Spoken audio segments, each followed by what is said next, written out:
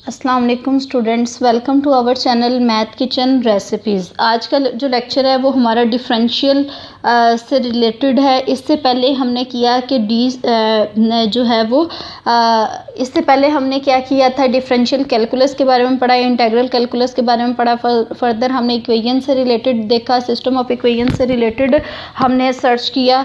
आज के जो लेक्चर है उसमें हम करेंगे कि डिफरेंशियल इक्वेशंस क्या होती हैं और डिफरेंशियल इक्वेशंस। पहले तो हमने सिंपल इक्वेशंस को सॉल्व करने का देखा था कि सिंपल इक्वेशंस को हम किस तरह से सॉल्व कर सकते हैं, लेकिन ज़रूरी नहीं है कि हमारे पास ऑल टाइम ही सिंपल इक्वेशंस आएँ। सम टाइम हमें डिफरेंशियल इक्वेशंस को भी सॉल्व करना पड़ता है, तो जिनमें डेरिवेटिव इन्वॉल्व होते हैं। डिफरेंशियल इक्वेशंस आप सबको पता है कि ऐसी इक्वेशंस होती हैं जिनमें डेरिवेटिव्स इन्वॉल्व होते हैं। तो उनको सॉल्व करने के लिए हम किस तरह से चलेंगे डिफरेंशियल इक्वेशंस, उसके लिए देखें कि ये वाली कमांड यूज़ होती है। जब सिंपल इक्वेशन को सॉल्व करना है तो सिंपल सॉल्व, जब डिफरेंशियल इक्वेशंस को सॉल्व करना है तो उसके साथ क्या लगाएंगे, डी सॉल्व। अब देखिए याद रखने की तो ज़रूरत नहीं है, ठीक है, तो डी सॉल्व लगाएंगे। अब देखिए डी सॉल्व है तो साथ में हम क्या लिखेंगे, इक्वेशन लिखेंगे। एक इक्वेशन है या फिर ज़्यादा इक्वेशन है, जैसे भी हैं उनको हम लिखेंगे। फिर उसके बाद आ जाएगा हमारा डिपेंडेंट वेरिएबल, इस फॉर्म में हम उसको लिखेंगे y ऑफ x की फॉर्म में, और x जो है वो हमारे पास स्क्वायर ब्रैकेट में आएगा, और साथ में independent variable small x। It solves a differential equation for y of x। ये इसके लिए जो यहाँ पे वेरिएबल होगा ना, उसके लिए ये सॉल्व करेगा taking x as the independent variable, जो कि x को जो है वो इंडिपेंडेंट वेरिएबल कंसिडर करेगा। तो नेक्स्ट देखें, यहाँ पे इससे रिलेटेड एक एग्ज़ाम्पल है हमारे पास कि अगर डी सॉल्व हो और ये जो डिफरेंशियल इक्वेशन है ये है हमारे पास y डैश ऑफ x जहाँ पे भी आएगा आपने पहले पढ़ा हुआ है, आर्गूमेंट इसको कहते हैं। इंडिपेंडेंट वेरिएबल को जो है वो आर्गूमेंट कहते हैं, इसकी सारी वैल्यूज़ को भी कहते हैं। और इंडिपेंडेंट वेरिएबल जहाँ पे भी आता है वो मैथमेटिका में जो है वो स्क्वायर ब्रैकेट्स में ही यूज़ होता है। अब इक्वालिटी के लिए हमने डबल इक्वल लगा लिया, इससे पहले हमने डिटेल में प्रीवियस लेक्चर में जो है वो डिस्कस किया हुआ है। फिर उसके बाद हमने लिखा a into y of x plus 1। अब इस इक्वेशन को सॉल्व करना है, इसमें यहाँ पे ये वाला डैश इन्वॉल्व है, तो इसलिए ये क्या बन गई, डिफरेंशियल इक्वेशन बन गई। तो साथ में हम इसका डिपेंडेंट वेरिएबल लिखेंगे, y ऑफ x हमने लिख दिया, और इंडिपेंडेंट वेरिएबल लिखा जो कि x है।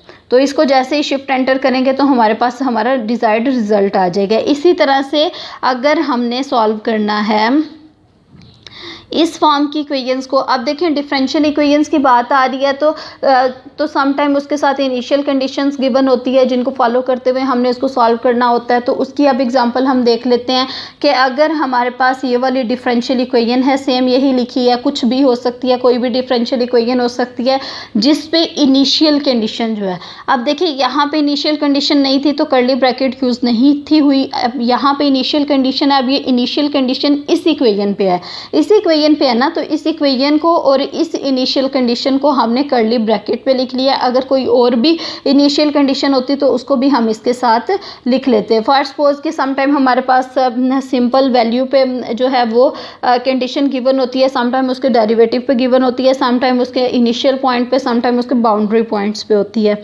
तो उसके बाद हमने इसको सॉल्व किस में करना है, y ऑफ x की टर्म्स में सॉल्व करना है। साथ में हमारा इंडिपेंडेंट वेरिएबल आ गया जो कि x है।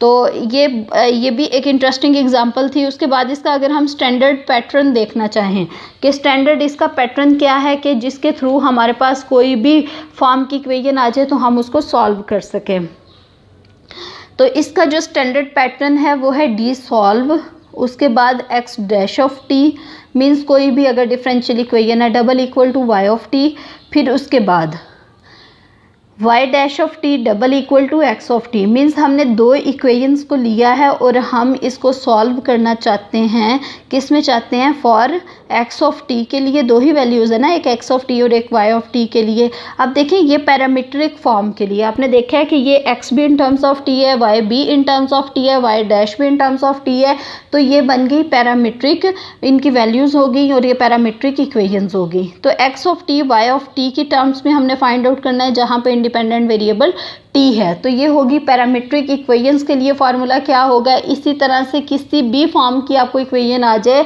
तो आपने देखना है कि इन्हीं टाइप के फार्मूलाज में से कौन सा उस पर एप्लीकेबल होगा। तो होप सो आपको अच्छे से समझ आ गया होगा। ये हमारा आज का लेक्चर था जो कि डिफरेंशियल इक्वेशंस से रिलेटेड था। इससे प्रीवियसली हमने लेक्चर जो किया था वो साइमल्टेनियस इक्वेशन से रेलिवेंट था और इसके अलावा सिस्टम ऑफ इक्वेशंस से रेलिवेंट था। System of equations simple equation से रिलेटेड था। ये वाला डिफरेंशियल इक्वेशंस का लेक्चर था। Thank you so much. अगर आप चैनल पे न्यू हैं और टाइमली जो है वो वीडियो लेक्चर्स लेना चाहते हैं, आप चाहते हैं कि जैसे ही वीडियो अपलोड हो आपको नोटिफिकेशन में उसकी इन्फॉर्मेशन मिल जाए, तो उसके लिए चैनल को सब्सक्राइब कर लें और बेल आइकॉन पर क्लिक कर लें। इसमें आपका ही फ़ायदा है, आपको टाइम से लेक्चर्स मिल जाएंगे। Thank you.